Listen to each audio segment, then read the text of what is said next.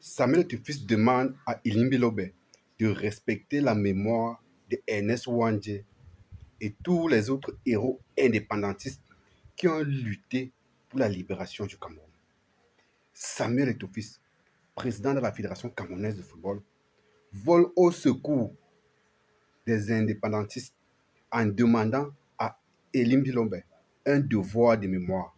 Il recadre là ainsi Elimbi Lobe, qui hier a fait une sortie sur le plateau d'Info TV, dans laquelle, autant pour moi, il a fait comme d'habitude, c'est-à-dire verser son venin de tribaliste là, sans aucune honte. Il a traité Ernest Ouandjé, pour ceux qui ne l'ont pas écouté, de bandit. Il allait même jusqu'à nier le fait qu'il y ait eu un génocide bamileke dans l'histoire de ce pays. Pour mieux comprendre la sortie de Samuel Tufis, je vais vous faire écouter un petit extrait de 2 minutes de Ilimbi Lobe, parce que vous allez croire que ce sont des affabulations. C'est de la pure vérité, les amis. Je vais vous laisser là maintenant écouter l'extrait de Ilimbi Lobe. Et à la suite, je vous lis exactement la déclaration de Samuel Tufis. Écoutons. Si vous parlez de génocide bamileke parce qu'on a tué des gens, les Mbo, les Bakaka, les Balou, les Bankos du Mungo vont parler du génocide en accusant les bamileke d'Ernest Ouandjé qui ont débrûlé des villages entiers dans le Mungo pour prendre les terres. Et ça ne se passe pas avant les indépendances. Ça se passe entre 60 et 71 quand on arrête Ernest Ouandjé, qui est un bandit, un grand bandit. Comment ça? Il ne faisait pas de la politique. Le terme au Cameroun est déjà indépendant. Quand Semengue et les Tondé Koto dans l'armée camerounaise combattent Ernest Ouandjé, le Cameroun est déjà indépendant. Il n'y a aucune raison de dire qu'on fait une lutte pour la libération. Et il était bandit comment? Il était un bandit, il brûlait des villages pour rien. Il y avait quelle est la doctrine politique, quelle est la revendication qui voulait qu'on brûle, on sème la sécurité on ne dira peut-être pas qu'il était un bandit. Dans le pays, on a compris. Donc tous ces gens-là dans le pays Mbo, Ernest Ouandjé n'était pas un acteur politique qui se battait pour une cause nationale. C'est compris. Mais pourtant, on ne va pas dire que Ernest Ouandjé ou alors que les Bamileke ont fait un génocide. Parce qu'il n'y a pas eu une théorie visant à éliminer les Sawa de la région du Mungo. C'est compris. Je voudrais prier l'aîné Ilimbi Lobe, vraiment le prier. Comme les sujets de ce jour seront très importants et très sensibles, que nous fassions attention parce que nos langues pourraient aggraver ou atténuer beaucoup de choses. Moi, j'ai été choqué qu'ils disent qu'Ernest Ouandjé était un bandit. C'est pas correct. Même dans le grand centre, on a jugé Oumiobe de bandit, hein, dans la même veine. Les maquis avaient des façons de se défendre.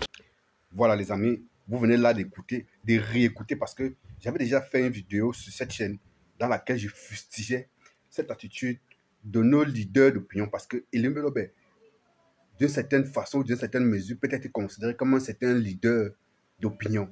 Mais en tant que tel, comment est-ce qu'il peut avoir de tels propos si légers, si insultants à l'endroit d'un héros nationaliste? S'il, à son niveau, à son âge, de par sa stature, il tient ce genre de langage, qu'est-ce qu'on va enseigner à nos enfants? Qu'est-ce qu'on va léguer à nos enfants? Mais les gars sont prompts à consacrer les héros d'ailleurs. Les amis, je ne vais pas trop parler. Je m'en vais vous lire la déclaration de Samuel Tufis qu'il a faite tout à l'heure là, sur sa page Facebook. Vous allez comprendre. Samuel Tufis écrit: devoir de mémoire. Ces héros auxquels nous devons tout réparer, commémorer, transmettre aux plus jeunes le legs des héros, dont le sacrifice nous permet d'être le Cameroun, d'être une nation. Célébrons les héros d'ailleurs. Célébrons d'abord les héros d'ici. Rudolf Douala Mangabel, Martin Paul Samba, Rouben Oumiobe, Ernest Ouandjé, Nous ne devons jamais oublier ce que nous leur devons. C'est signé Samuel Etofis avec le drapeau du Cameroun par la suite.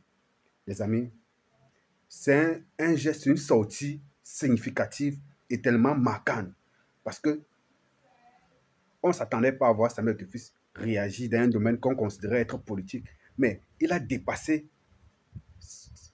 les entendements, c'est qu'on pouvait imaginer. Donc il est sorti du cadre sportif pour recadrer, pour restituer les choses dans leur réalité, parce que ce que Elim Biloba a dit hier est très grave. Ce qui est curieux, c'est que je n'ai vu aucun journal ce matin publier et recadrer Elim Biloba par rapport à cette sortie. Vous voyez dans quel pays nous sommes. Je dis que je n'ai vu aucun journal. Peut-être que je n'ai pas tout fouillé, mais pour ceux que j'ai regardés, je n'ai vu le titre d'aucun journal fustiger cette sortie nauséabonde de Elim Biloba. Donc, nous tirons un grand coup de chapeau à Samuel Etofis d'avoir remis les choses dans leur contexte, d'avoir montré aux jeunes que nous sommes la vérité. Parce que ce qu'il écrit là, c'est effectivement la vérité. Devoir de mémoire, ces zéros auxquels nous devons tout. Nous devons effectivement tout à ces zéros. Réparer, commémorer, transmettre aux plus jeunes le legs des zéros dont le bénéfice nous permet d'être le Cameroun et d'être une nation. Célébrons les zéros d'ailleurs, mais célébrons d'abord ceux d'ici. Comment Elim Biloba peut oublier ça? Comment son modérateur de son plateau, là, qu'on appelle quoi, M. Pafa ici, peut ne pas insister là-dessus pour bien recadrer Elim Biloba? Mais il relance plutôt dans la question. C'était léger de la part de Pafa ici. C'est sûr que Samuel Etofis lui-même n'a pas apprécié ça. Roubel Douala Mangabel, Martin Paul Samba, Roubel Inyubi, Ernest Ouandji. Comment est-ce qu'on peut autant souiller la mémoire d'un Camerounais qui s'est battu et qui a été prêt à donner sa vie, et qui a même donné sa vie pour l'indépendance du Cameroun, pour la liberté du Cameroun, pour les libertés dont nous bénéficions aujourd'hui. Les amis, Monsieur Elim Biloba, il y a quelqu'un qui a dit quelque part que c'est un monsieur qui a besoin d'encadrement. Je pense que c'est la vérité. Je ne sais pas quel problème ce monsieur peut avoir, mais il a franchement besoin qu'on s'occupe de lui. Parce que dire de telles choses tellement gravissimes et ne même pas s'en rendre compte témoigne de ce qu'il est dans une certaine crise dont il n'est pas prêt de se réveiller. C'est grave. Je dis c'est très grave, les amis. Ailleurs, pendant que les uns célèbrent les héros qui ont marqué l'histoire de leur pays, ici, on les foule du pied, on crache sur eux, on les traite de bandits, de tous les noms d'oiseaux, sans que pour autant aucune autorité ne puisse s'en aimer. Donc, mais on est dans quel pays là? Aucune autorité n'a levé le petit doigt depuis hier jusqu'à l'instant où je fais cette vidéo pour dire que non, attention, sur tel plateau de télévision, on a tenu certains propos et il appelle la chaîne de télévision à me demander aux panélistes de... Rien du tout. Mais si c'était dans un autre domaine où on voyait les leaders de l'opposition tenir certains genre de propos concernant le président ou qui que ce soit, c'est que le Conseil national de la communication ou une autre organe aurait déjà intervenu pour dire que oh, on a appelé les gens à l'insurrection, on a fait ci, on a fait ça. Comment est-ce qu'on doit appeler ça? C'est qu'Elim Biloba a fait et qu'il fait tous les jours et tous les images sur les plateaux de télé.